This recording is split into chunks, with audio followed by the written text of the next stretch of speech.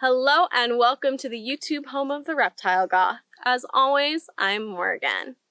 Today we're going to talk about weedy sea dragons, also referred to as common sea dragons. And the reason we're going to talk about these little critters today is because the Birch Aquarium down in La Jolla has recently announced that they have successfully hatched 2 brand new baby sea dragons after 25 years of attempting to breed this species in captivity.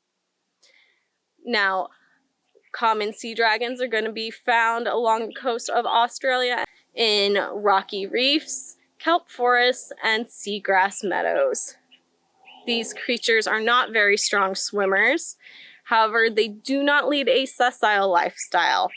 Sessile meaning they are basically stuck to the surface on which they live, like mussels and oysters. But because they are not very strong swimmers, sea dragons do find themselves to be kind of at mercy to the currents and tides found out in the ocean, so they do wash up on the beach a lot. Sea dragons have a very unique tube-like body that also extends into a very narrow tube-like snout with no teeth. And they feed by sucking up little invertebrates and fish larvae into their mouth. They are related to seahorses, and the male of the species broods the eggs until they hatch. Now, instead of having a pouch on their belly, like seahorses, male sea dragons actually have a specialized portion of their tail where they hold the eggs instead. They are able to successfully hatch 2 broods per year with a fairly high mortality rate, as young sea dragons are a favorite snack of anemones.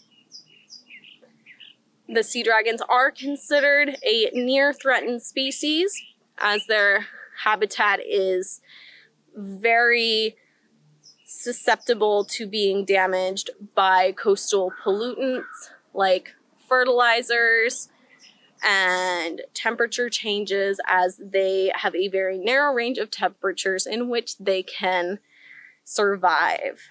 And the habitat in which they are adapted to live, these kelp, seagrass, all of that fun stuff, is fairly particular about the environment in which it can live as well. Now, it's a big deal that they were able to be bred in captivity, since researchers are still not entirely sure what environmental cues trigger breeding in sea dragon populations. So it is very significant that after 25 years, they were finally able to hatch 2 of them from a captive population of sea dragons.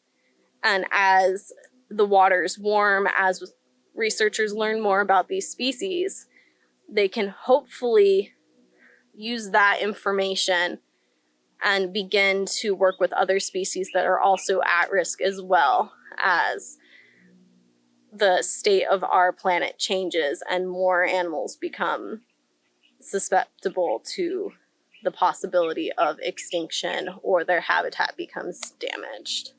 And even as habitats in the wild are lost, if you have a breeding population in captivity, then the animals will not be lost forever.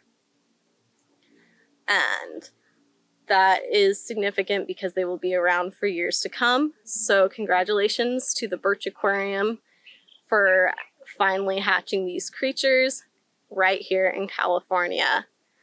All right, guys, that's all I have for you. There is going to be an article linked down below and all my other references as per usual. Now, don't forget to like, comment, and subscribe. See you next time.